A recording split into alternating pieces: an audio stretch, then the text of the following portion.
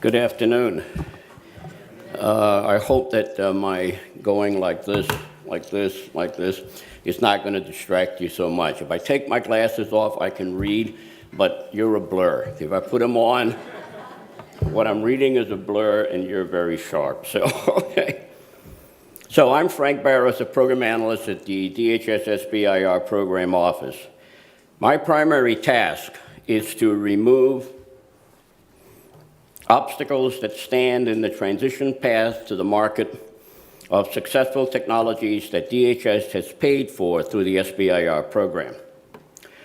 I spent many years in academia before succumbing to the entrepreneurial enterprises. Over the last 30 years, I have founded 2 companies, both in the financial sector, doing debt and equity financing for small and medium-sized enterprises. I became a public servant 12 years ago on the presumption that it would only be a temporary assignment.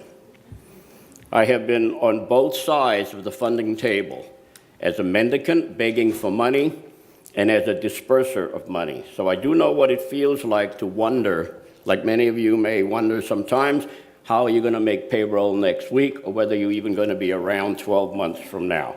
So I can empathize with you as a small business trying to compete in a very, very crowded high-tech arena. The title of my discussion today is Small Business Partnering in Research and Innovation with DHS. I was given this title. It's quite a title. And what does it really mean? It could mean nothing, or it could mean anything you want. It's a point of view. So what are the operative words here? They are all operative words. You are small businesses, so we don't really have to talk about that anymore. That leaves DHS partnering, research, innovation. The last 3 words put some parameters on what we are going to discuss over the next few minutes.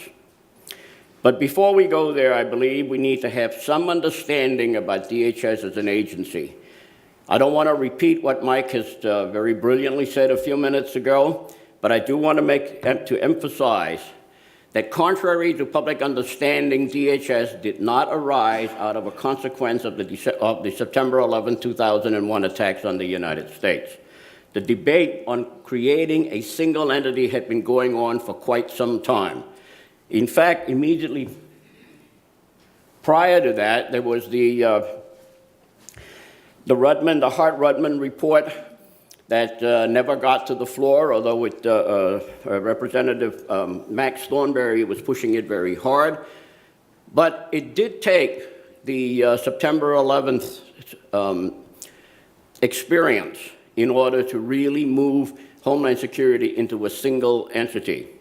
I want to stress one thing, and I want you to keep this in mind as we go along. It is a single entity, a very large single entity. But at the same time, as Mike alluded to earlier, there are fiefdoms within that entity, and those fiefdoms have consequences which you must be aware of if you're going to deal with DHS. So why did I tell you put up this on DHS?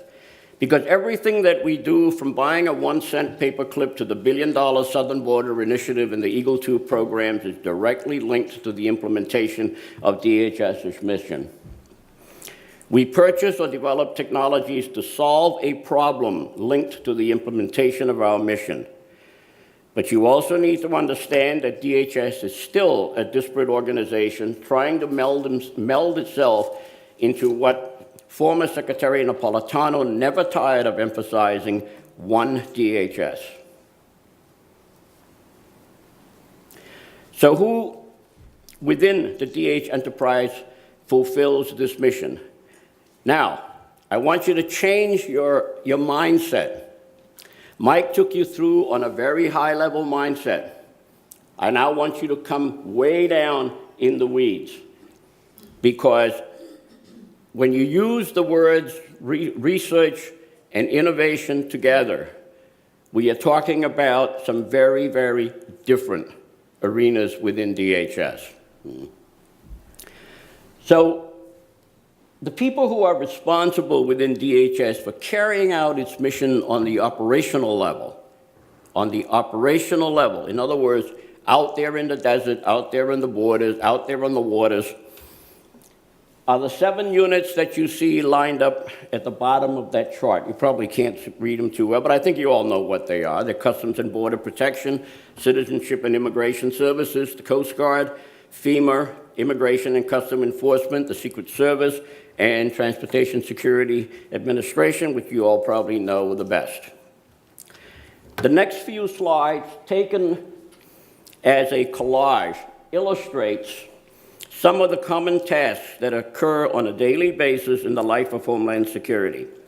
The question now arises, how and what do these folks need in order to do their job as efficiently and as safely as possible?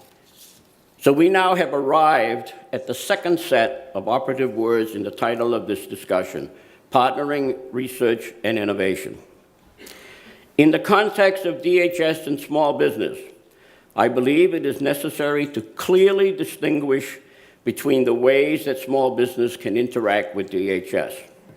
At the risk of being simplistic, small business can either be a vendor or a partner, and I'm going to define the words so that we're very clear. I define a vendor as being an entity that sells an existing product or service to DHS. I am not an expert on the vendor side. You have experts here today. You've heard Mike. You're going to hear Sharon later on during the panel. So they will run circles around me on the question of acquisition and vendor relationships.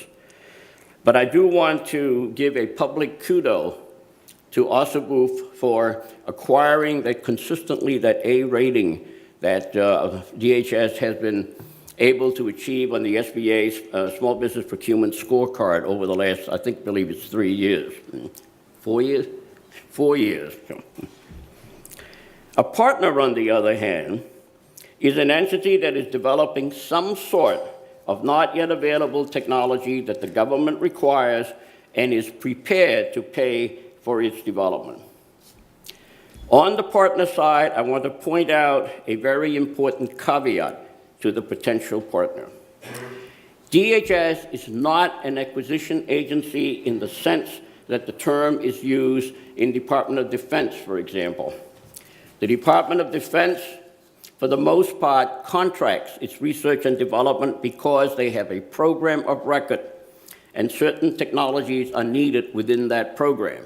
There is almost, not a guarantee, but there is almost a guarantee in DOD that if you have successfully developed what they asked you to develop, that it is going to be acquired and put onto whatever platform that program of record is serving.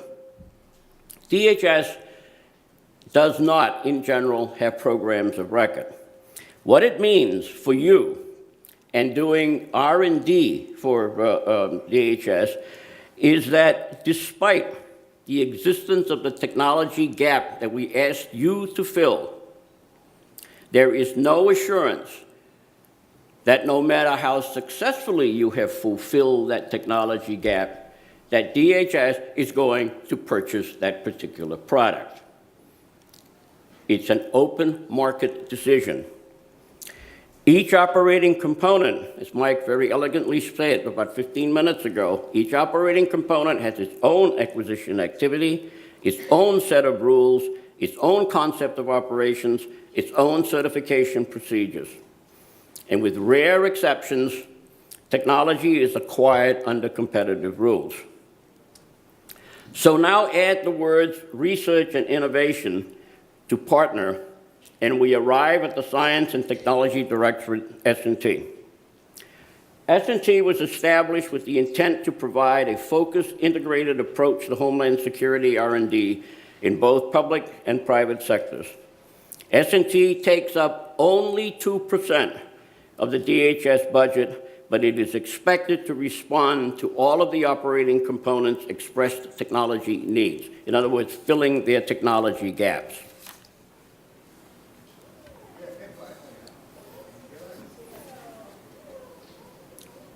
You can see the rest of the breakdown of the DHS budget as it was presented in the President's budget. I don't know what happens today, but I heard that it was 1 point something trillion was going to go onto the floor.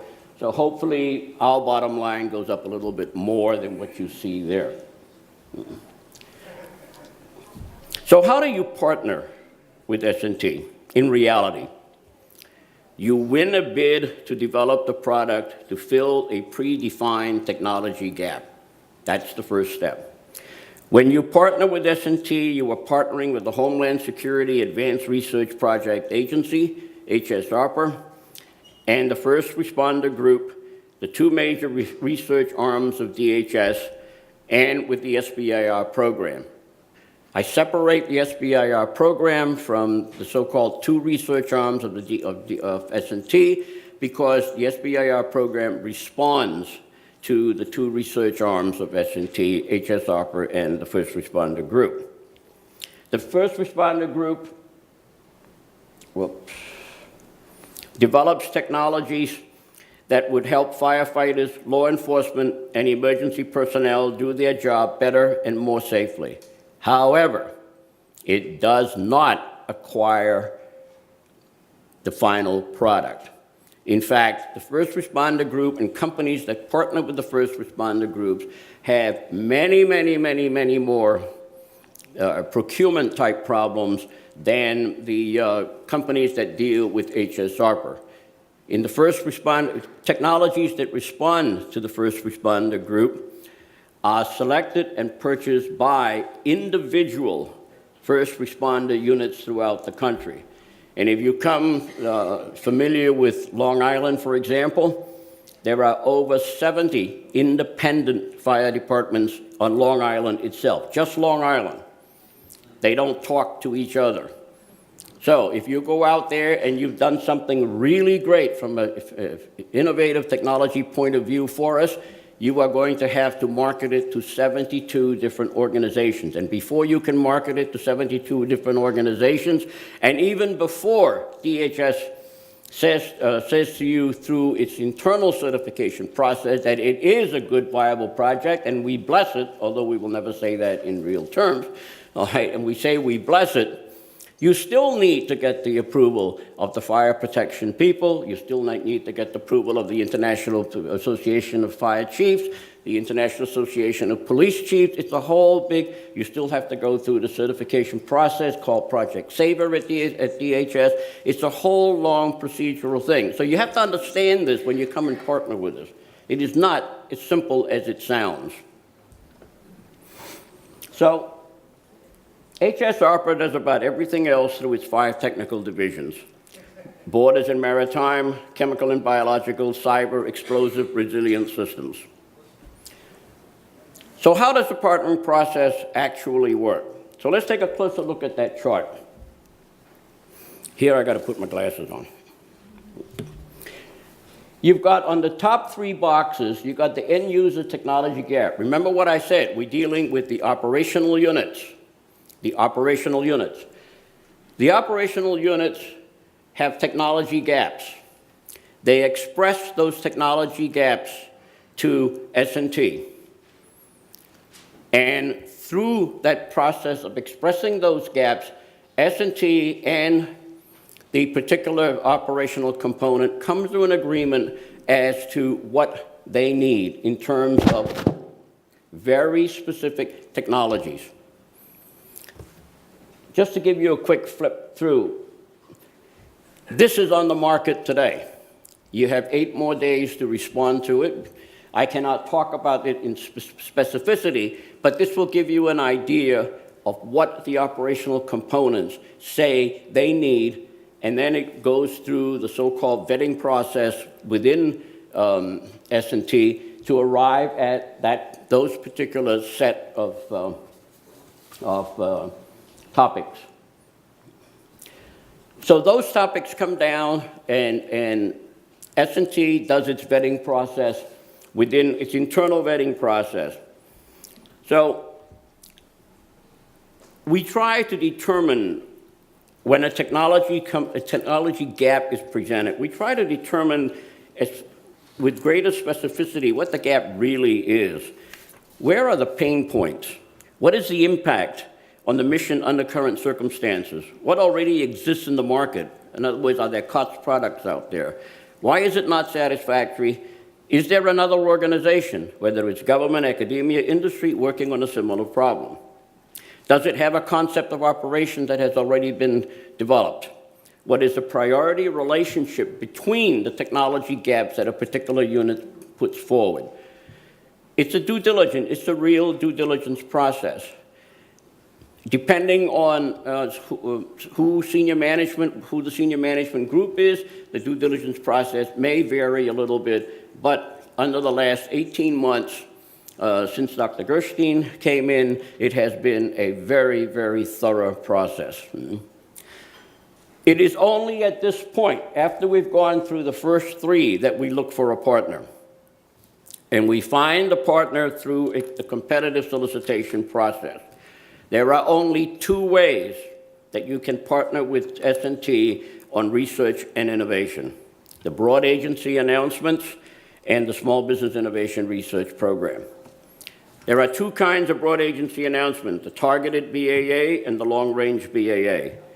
The targeted BAA provides detailed project requirements and is administered by the individual technical divisions at DHS S&T. The window for submitting a proposal is relatively short, while the evaluation time can be considerably longer. Funding must be set aside before a targeted BAA may be published in FedBizOpps. And all the details for submission are usually included in the solicitation. This is about the time of the year when the BAAs start coming out, so attention should be paid to that. The development time is usually 2 to 3 years. We are not looking at basic R&D. If you are unfamiliar with the way we evaluate technology, the technology readiness level scales that is used by both by DHS, DOD, and NASA, you should make yourself familiar with that, because in all the proposals, we evaluate the level of your technology in the proposal according to TRL levels. And I can say that, at least as far as the SBIR program is concerned, there are some inexperienced small businesses who come in and guess at their TRL level, and so they simply put down a level. And when we evaluate and we see that the level that you state that the technology is in does not match what you said you are going to do, that drops you considerably in the evaluation process of your proposal. The BAA is a highly competitive process. You, small business, will be competing with the entire array of technology companies, big, medium, and small. There's no limitation. This can sometimes be frustrating and even a discouraging process, as it is rare, and I think Mike said that when he talked about the 50 big companies that are the biggest vendors for DHS. It is rare that a major contract is issued to a small business on its own. For all practical purposes, if a small business wants to participate in a major procurement, they should be doing it through a prime contractor as a subcontractor. So let me divert just a little bit here and spend 10 seconds in giving you my definition of this. Being a sub to a prime requires a substantial amount of time commitment by the sub. Relationships are based with primes, or with any big company, are based exclusively on trust. The prime must believe that the sub is technically qualified, has sufficient business acumen to survive in the long term. And here, all you have to do is think about General Motors and battery company, lithium-ion battery company A123, and the first hybrid that GM was developing.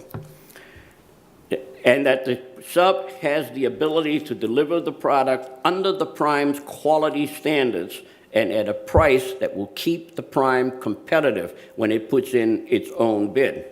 To put this another way, there are 4 golden rules of partnerships with a prime. If you want to work with company X, you better bring something to the table. Either you are going to make company X money, save company X money, grow company X's user base, or improve company X's product. These are the only 4 major reasons why company X would want to work with you. A long-range BAA, on the other hand, provides many different topic areas, but each one is short on details. It is an acquisition vehicle that affords tremendous flexibility for original and innovative ideas. We give you a general topic, you come in with the specificity. S&T Technology Divisions receive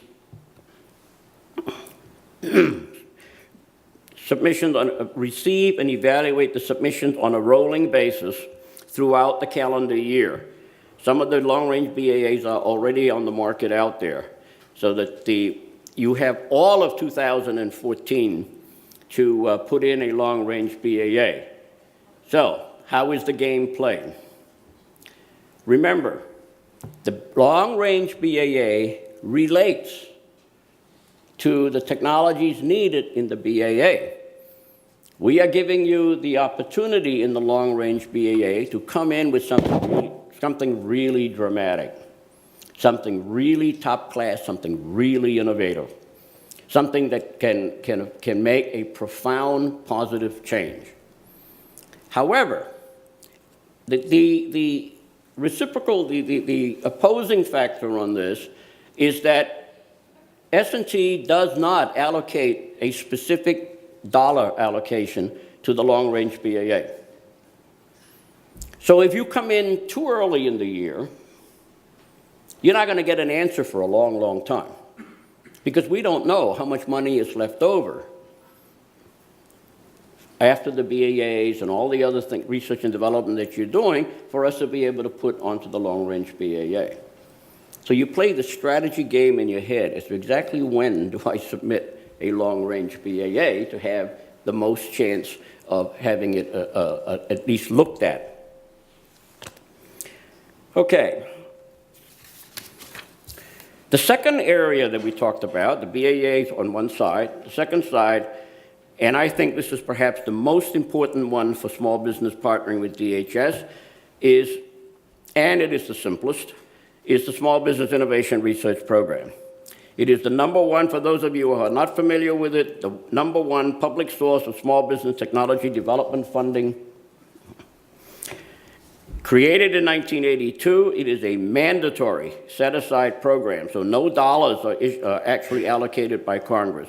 It is a mandatory set-aside program where federal agencies with extramural research dollars in excess of $100 million must, in fiscal year 2014, set aside 2.8% for the SBIR program. In fiscal 2014, this amounts to approximately $2.4 billion that's available throughout the 11 federal agencies that participate in this program. It is a 3-phase program, so you look at it as a staged process. In phase 1, you have 6 months and up to $100,000 to run with your project. You have no interference, no chance of being stopped halfway. All you have to do is be back here in 6 months with your proof of concept that is demonstrable to relevant business stakeholders. On the TRL scale, we're looking at TRL2 and perhaps TRL3 at this stage. At the end of 6 months, one of two things happens. Either senior management kills the project for a variety of reasons, or you get another 24 months in phase 2 to define the market, the value proposition, and the technology. You will have potentially up to $1 million to do this. At the end of phase 2, there is phase 3. Only DHS, DOD, and NASA have actually pushed on phase 3. Most of the other agencies do not consider phase 3. For phase 3, this is for DHS, it is usually refining the technology, the prototype that you developed in phase 2, to the specifications of the proposed end user, and then test and evaluation. And for phase 3 funding, as far as DHS is concerned, 50% of phase 3 has come from the R&D divisions in S&T, and 50% has come from industry. So great new ideas, no matter how groundbreaking or potentially valuable, is only the first link in the DHS chain. We consider all 3 phases as being 3 links on a single chain.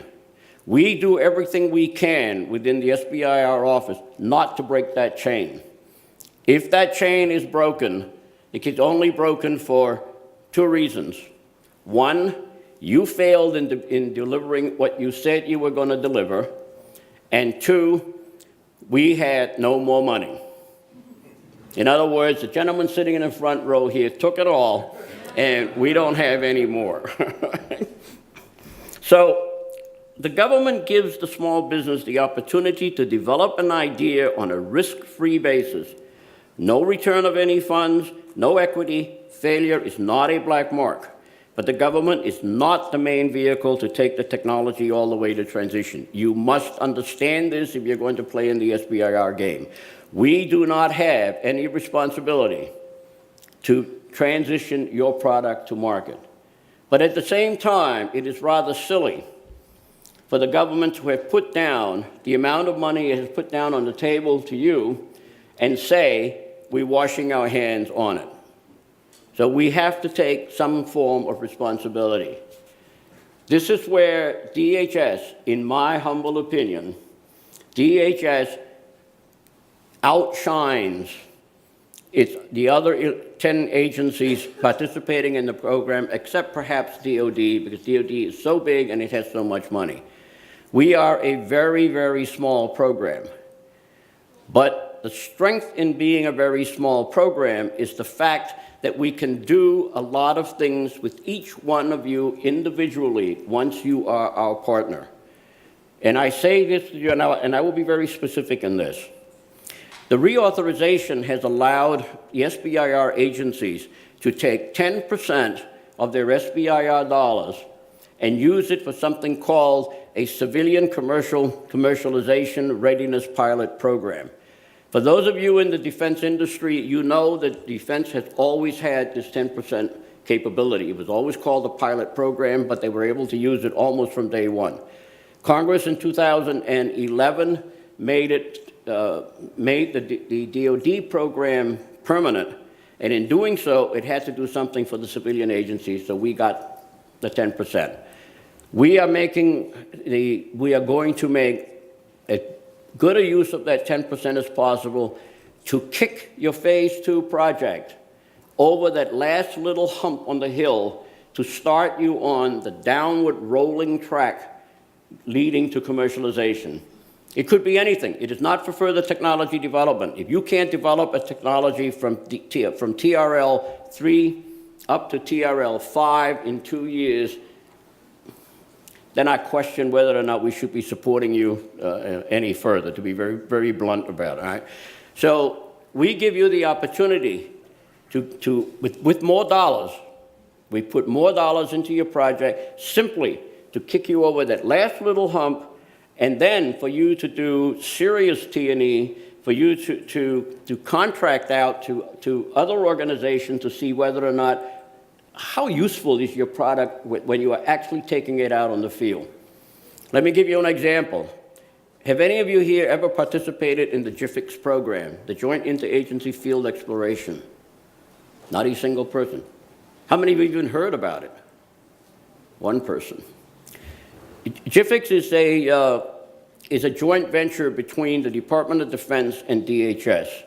It is paid for by both entities. It is administered by the Navy Graduate School in Monterey, California, and it normally takes place in California. What it does is it allows you meaning any company, from Boeing to the two-person company, to allow you to bring your product, your prototype, bring it out there out in the desert, and for 5 straight days, you and anybody else who's interested can play with it. So if you're doing something in noise cancellation microphones within fire helmets, bring it out there. There'll be first responders there from all over the country, and you can demonstrate. I prefer not to use the word demonstrate. I use the word play because you will be using it, they will be using it, somebody else will be using it. You know, a Lockheed Martin engineer may be walking past and seeing that and sitting down and talking to you for an hour, and at the end of the hour, You've set something off in his head, and next thing you know, you're talking about a potential get-together, and maybe 6 months, 7 months down the road, you end up as a subcontractor to Lockheed or to Boeing or to GM or whoever it is. It is a very well-attended thing, and it's a very simple to get in. You simply, we publish the papers. You apply through a 5-6 page white paper saying what your product is and how you're going to demo it out there. And we tell you yes or no. We normally bring about 60 companies. The next event is taking place in February. So you're kind of late for that because the papers are already in. But that is a very, very important methodology to make your product known to the market. You can build your product. It can work in your basement. It can work in your high school. It can work in your college. It can work, your whole neighborhood can be lit up by whatever it is you're lighting up with your special device. But if nobody else knows about it, it's useless. How many of you have heard of Auto Harvest? Nobody. Auto Harvest was created, it's a foundation in Detroit created by General Motors, Chrysler, and Ford, and then joined by Johnson Controls. What it is, it's like a big hotel. The second floor of the hotel is you. So if small business gets its own little room on the second floor. The third floor of the hotel are conference rooms. The fourth floor of the hotel is where GM, Johnson Controls, all the big boys, General Electric, they all have their rooms. They pay to occupy their rooms. You put your capabilities into one of the rooms, a conference room on the second floor. People on the third floor flip through their computers and say, huh, I like that. We did a demo the other day. We thought we were doing a demo a couple of weeks ago. And one of the companies out of Maine that was, I was visiting with, I got them to do it, put it in there. Within 4.5 minutes, GM picked up on it. So pure coincidence. I'm not saying it happens all the time. But the GM guys were, perchance, just flipping through it. They contacted him immediately, 4.5 minutes. Now, this happened only 2.5 weeks ago, so maybe nothing comes out of it, maybe something comes out of it. We will do that for you through the SBIR program. Because for us, the SBIR program, meaning for us being DHS, the SBIR program, it is not a research program. It is there, an end user wants it.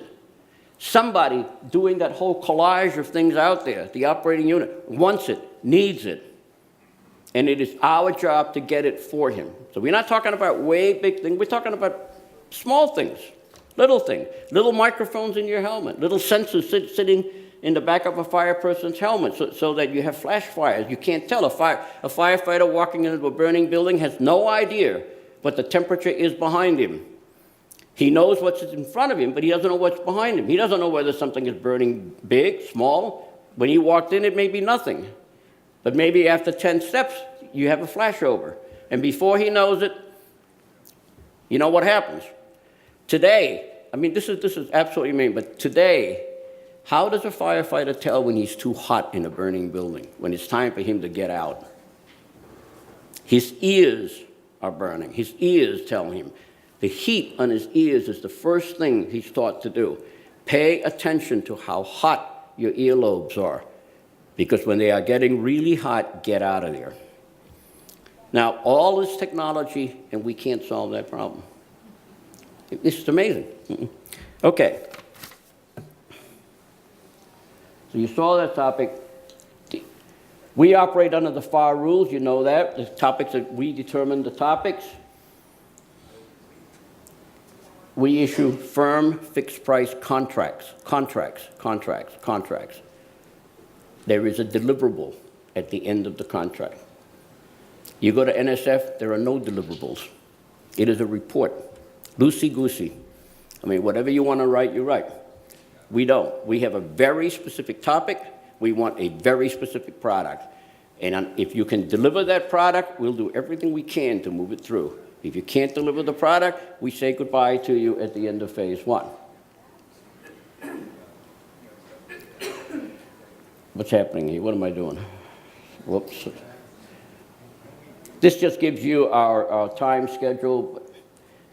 Okay. This is what I just want to finish up with. 16% of the proposals that come in are accepted.